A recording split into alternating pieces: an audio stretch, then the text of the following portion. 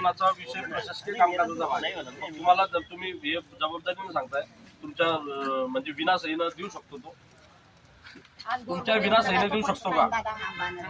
देऊ शकतो का? तुम्हाला अधिकार आहे की नाही? तुम्हाला नोटीस काढण्याचा अधिकार तुम्हाला एका सरपंचाला आहे, मग दोघांच्या सह्या पाहिजे ना.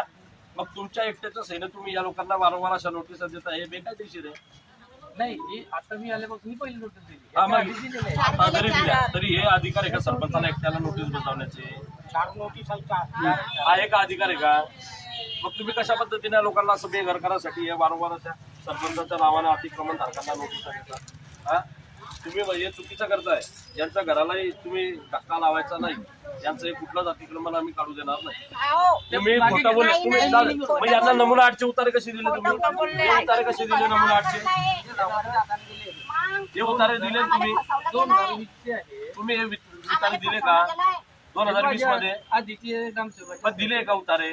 मग उतारे तुमच्या दप्तरी नोंद असेल ना याची. मग यांना कसं काय तुम्ही अतिक्रमण धारक म्हणू शकता? तुम्ही उतारी देता आणि अतिक्रमण धारकही म्हणता, कसं कसं शक्य आहे? तुम्हाला मान्य आहे का नाही? सरपंच म्हणून 30-40 वर्ष झाले या लोकांना तुम्ही पाहताय का? नाही मान्य आहे ना? मग यांचे घर न तोडता तुम्हाला इतर लोकांना जिथे कुठे लाभ द्यायचा असेल तिथे पर्यायी जागा घ्या, त्यांचं पुनर्वसन तिथे करा, पण यांच्या घराच्या भिंतीला हात लावू नका. पर्यायी जागा त्यांना कशी द्यायची? ते तुम्ही पहा ना. तो तुमच्याकडे जो सर्वे नंबर आहे त्याच सर्वे नंबर मधली पर्यायी जागा त्यांना द्यायची आहे. कशी पर्याय जागा? पण आता मला सांगा, मग इतरांचे घर तोडून तुम्ही नवीन लोकांना कसं पुनर्वसन करणार? नवीन लोक नाही, जे 27 आहेत तेही त्यांच्या मधलेच आहेत. त्यांच्या आता सध्या तिथे घर आहेत का? मग त्याला त्यांना आपण बाकीच्या लोकांच्या घरांना धक्का नका लावू ना.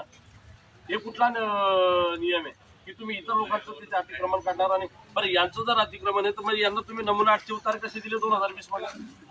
इथल्या विद्यमान आमदार असलेले, सध्या सावकारी मंत्री असलेले, यांनी हे उतारे दिले की नाही? तुमच्या समक्ष वाटप केले की नाही?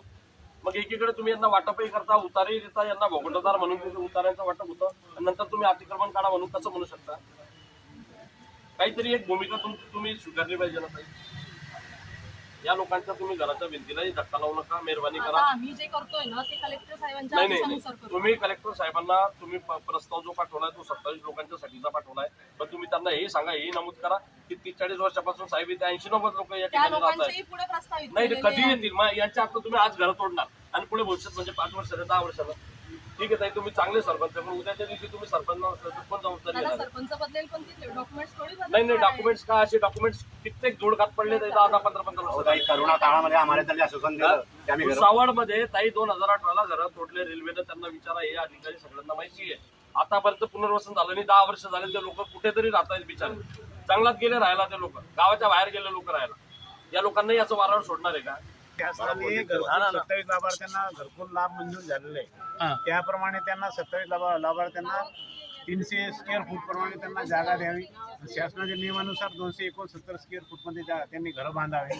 त्यासाठी मग त्यांना आम्ही जागा मिळवण्यासाठी आम्ही ग्रामपंचायतला पत्र दिलेलं आहे किंवा तुम्ही यांना त्यांचे शासकीय नियमाप्रमाणे यांना जागा द्या, त्याप्रमाणे यांनी घर बांधून द्यावे बा, असं आम्ही त्यांना पत्र दिलेलं आहे. कलेक्टरचे आदेश आहेत की बा यांना लाभ देण्यात यावा, त्याप्रमाणे आम्ही कारवाई करतोय.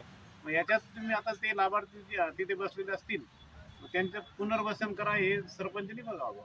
किंवा जिथे वास्तव्य करून लोक राहतात त्यांना बी लाभ मिळाला, म्हणजे त्यांच्यावर अन्याय व्हायला नको. म्हणजे घरकुलचे लाभार्थी त्यांनाही लाभ मिळाला पाहिजे असं आमचं